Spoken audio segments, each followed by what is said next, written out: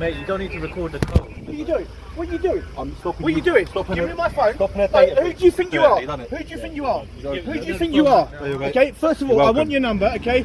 What is it? 3483. Okay? Honestly, you're an absolute fuck. No, don't touch me. Do not touch me. Do not touch me. Original footage credit goes to Plod or not to Plod. Please subscribe to their channel. What starts as a routine walk past a police station is about to turn into a full-blown viral confrontation. Today we're breaking down a police accountability audit filmed outside Stoke Newington Police Station, a station with a reputation the auditor himself is about to bring up. Most of the officers who step outside keep it calm, professional. But one of them doesn't. Stick around, because in about 10 minutes, this situation goes from a polite "how are you doing" to a phone getting knocked clean out of someone's hand, and we're going to break down exactly what the law says about who was in the right. Let's get into it. How things go? Hi, you're right. I'm very well, thank you. What are you recording? Pardon? What is it so interesting? Well, first of all, could you identify yourself properly for me, please? I'm busy doing my business. And your collar number? 2.31. Thank you very much. And you? Can you identify yourself? I don't need to, madam. I don't need to identify myself. I know that. I've just asked you what are you doing? Yep. Huh? Yeah. Oh, that was nice of him to stop to see if you're alright. Sorry? I said that was nice of him to stop to see if you're alright. Yeah. That was nice. Are you alright? Yeah, I'm all good. I'm all good. Okay. But is there any particular reason why you're filming? If I may ask. I mean, you don't have to reply to my questions. No, by all means, by all means. The main reason why I'm actually down here, because I don't know if you're aware, but when you actually look at the Metropolitan Police, okay, Stoke Newington actually has one of the highest rates of prisoners either being hurt or potentially ending up in hospital and potentially a fatality happening. Right, so that's the reason why you're here? Yes. Okay. So, have you got any comment on that? No. No comment on that. Okay, no worries. And there it is the moment the conversation dies. The second custody statistics get mentioned. The door shuts and the officer disappears. Now, to be fair, no comment is a completely legal response. Police aren't obligated to debate custody data with a member of the public filming them. But timing matters in storytelling like this. And the abruptness here is exactly the kind of moment that makes these audit videos go viral. A simple, publicly available statistic turning a friendly-ish chat into a retreat. Do you think that reaction was about discomfort, policy, or something else entirely? Keep that question in your back pocket, because this station's difficult questions get short answers pattern is about to repeat itself right before things get a lot more physical. Pardon? You might be challenged in the near future because it's security-wise not very good if someone's filming a police station. Why is that? Answer me this first of all. Is the building secure? I've seen that video today already on Facebook. Really. But is the building secure? Yes or no? Have a good night. Okay. So you can see there, guys. That's the question that she couldn't answer, purely because she knows that the building is secure, and they have no right to actually stop me or to try and interfere with what I'm doing. But you can see that they've clearly got it marked out that that is what they want to do. And that's the crazy thing to do with it, that they're more than happy to sort of make things up as they go along, and this is what we have to watch out for. So you can see clearly that you actually had it where we go, yeah, okay, this is what's going on, and you try and actually talk and have a conversation. They say about conversation, well, I started a conversation.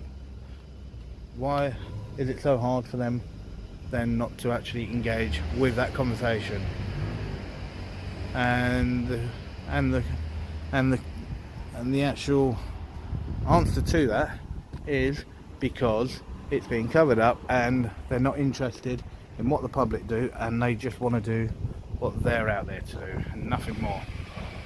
And this is what is so hard when you look across the board at what is going on, that they can act in the manner, they can do things in the manner, and it's just wrong. It's so wrong in so many ways that that's the way that they operate. And this is what as members of the public, this is what we're trying to cut out and trying to come away from, is we need to make sure that people understand that the public are keeping an eye, the public are watching, the public are doing stuff, and we're not afraid to challenge what's happened. And if we don't challenge it, then they just do whatever they want and they get away with whatever they want. And this is what we have to stop, and this is what we have to really go for. Now here's where the video starts building its central contrast. Up to this point, we've seen officers who dodge, deflect, or lean on vague security reasoning. But a sergeant is about to walk out, and how a supervisor handles this exact situation is basically a live case study in what textbook policing looks like versus what doesn't. Watch this next moment carefully, because it's going to be the measuring stick the video uses for everything that happens after it. So, when you just got a PC and they're talking about to do with the security and so on and so forth. Now, if a PC can come out with that, but then they'll actually have your sergeant then that comes out, and your sergeant then completely just allows people to do what we're allowed to do. That's where everything then should be left to us to do. Oh, you dick.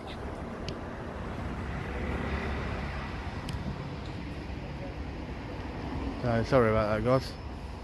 So I think that the battery on the gimbal might be going, so just bear with me. I'll try and keep the actual phone and that completely up.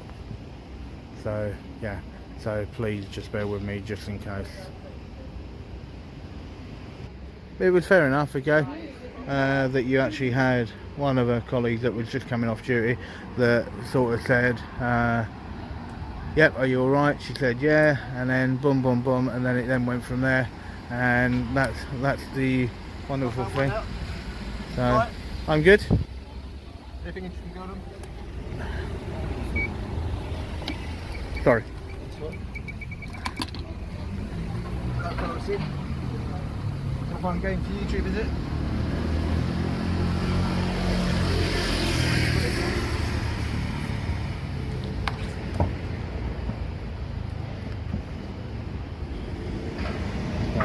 Then you got a van coming in as well. A van just pulled up, and if you've watched enough of these audits, you know a fresh arrival can change the entire tone of an interaction in seconds. Everything up to now has been words, deflection, no comment, a bit of tension, nothing more. That's about to change. Pay close attention to body language over the next minute, because what starts as a normal exchange is going to escalate faster than almost anything else in this video. What would you do if an officer suddenly closed the distance on you like this? Right, mate. Right, mate. I'm good, thank you.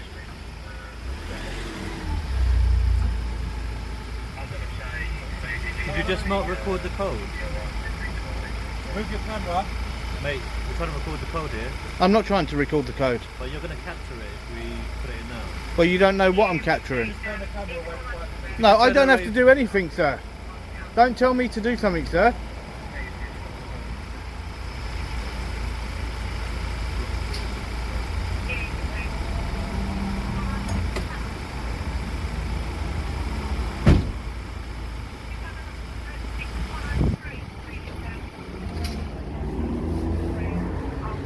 And there it is, the moment this whole video hinges on. In seconds, a verbal instruction turns into physical contact, and the auditor's phone goes flying. This is the kind of clip that ends up in front of a professional standards department. because give me my phone isn't a lawful power UK officers actually have over someone filming on a public pavement. No warning, no stated legal power, no attempt to de-escalate, just a demand followed by a grab. Whatever you think about filming outside a police station, this is the moment where the conversation shifts from was this awkward to was this lawful? And that's a very different question. Mate, you don't need to record the code. What are you doing? What are you doing? I'm stopping. What are you doing? Give me my phone. Stopping at Mate, who do you think you are? Done it. Who do you think you are? Who do you think you are? Okay, first of all, I want your number, okay? What is it? 3483. Okay? Honestly, you're an absolute fuck. No, don't touch me. Do not touch me. Do not touch me. Okay? You're an absolute fuck. Who are you to grab my phone like that? Okay? You're an absolute tick turd, you are. Okay? No, you're an absolute tick turd. Okay? Who do you think you are that you can do that to people? Okay? Yeah? Look, you're an absolute tick turd, see? You won't come back out, will you? Okay? Who do you think you are that you can do that? Okay? You're an actual police constable. Okay? You're an absolute arrogant tosser. Okay? You can't walk up to someone and do that to them.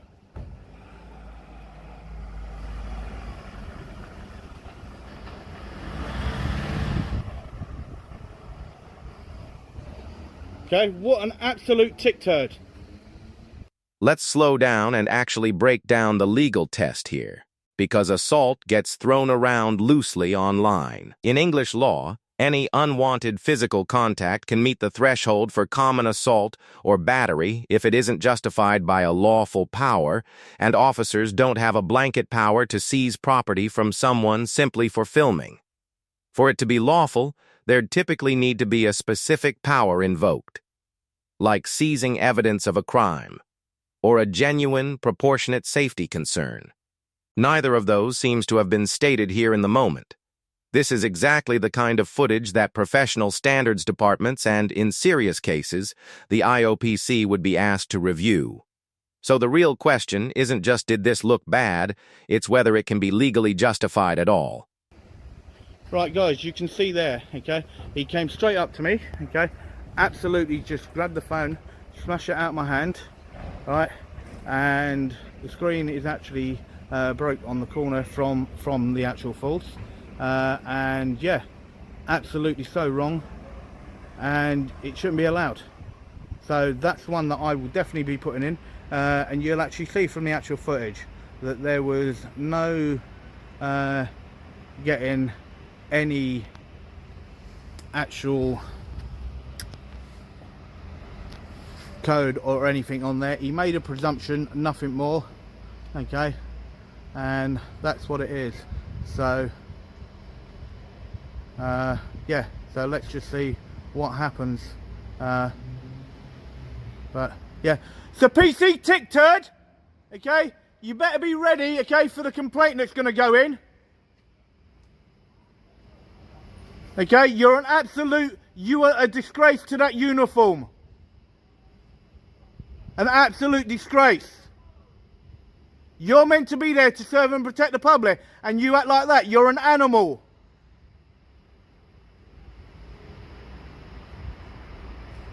Okay, you are an absolute animal.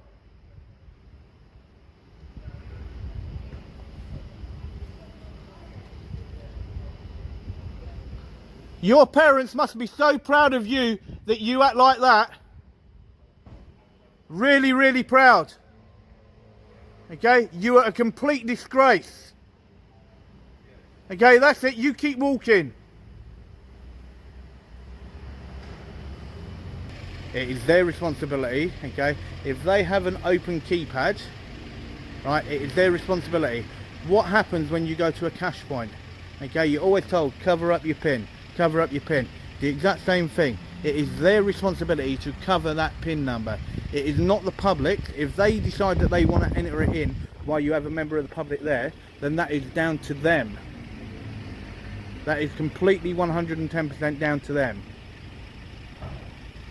And this is why it is an absolute disgrace by the way and what they've done and how they done it. And we cannot allow anything such as that to actually happen. We cannot allow that whatsoever. but an absolute disgrace. Right? So, complete and utter disgrace. This part deserves its own spotlight. Under UK policing standards, officers don't just have to avoid misconduct themselves, they're expected to challenge or report it when they see a colleague cross the line. A bystanding officer isn't a neutral party here. Silence in the moment can itself become part of the story when this footage is reviewed. So here's the question for you. If you were the second officer standing right there, would you have said something in the moment, reported it after the fact, or stayed quiet? Drop your honest answer in the comments, because this is exactly the kind of split-second decision that separates individual failure from a wider culture problem. So,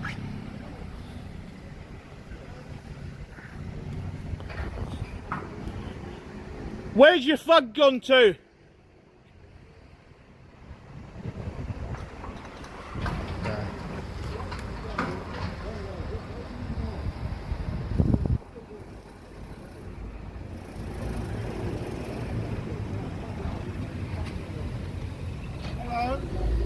Hello? All right. I'm good, thank you. How are you doing? Pardon? How are you doing? I'm doing very well, thank you, sir. You know what's the point of the video? Pardon? I can't hear you. Video inside. Yep. You know what's the reason why? Well, first of all, could you identify yourself for me, please, sir? Please, officer. Okay, and what's your shoulder number, please?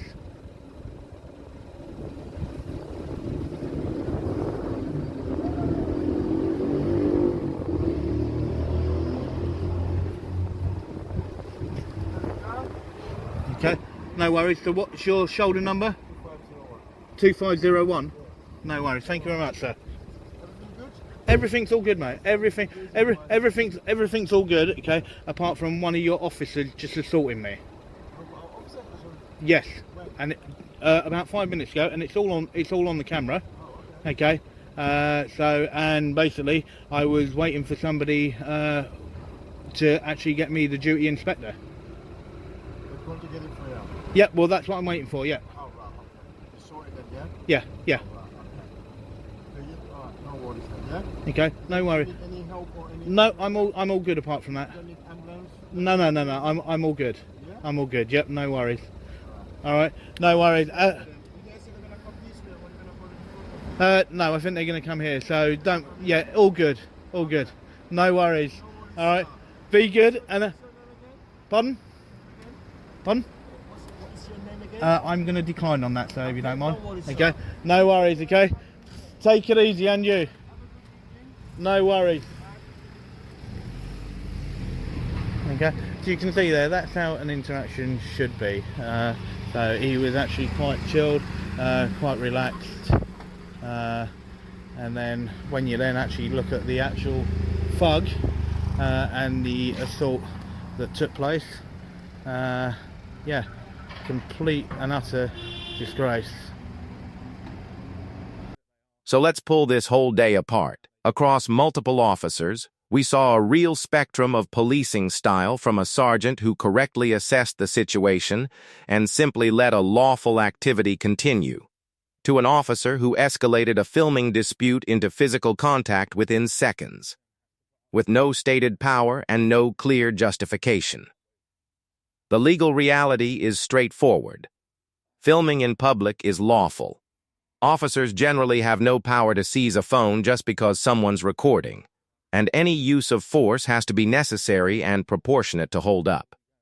This clip is now a live case study in exactly where that line sits, and why a bystanding colleague's silence matters almost as much as the initial act itself. Whether this ends in disciplinary action, a formal apology, or nothing at all, is going to say a lot about how seriously accountability is actually taken here. If you found this breakdown as intense as we did, hit that like button, share your thoughts in the comments, and don't forget to subscribe for more real-life body cam breakdowns.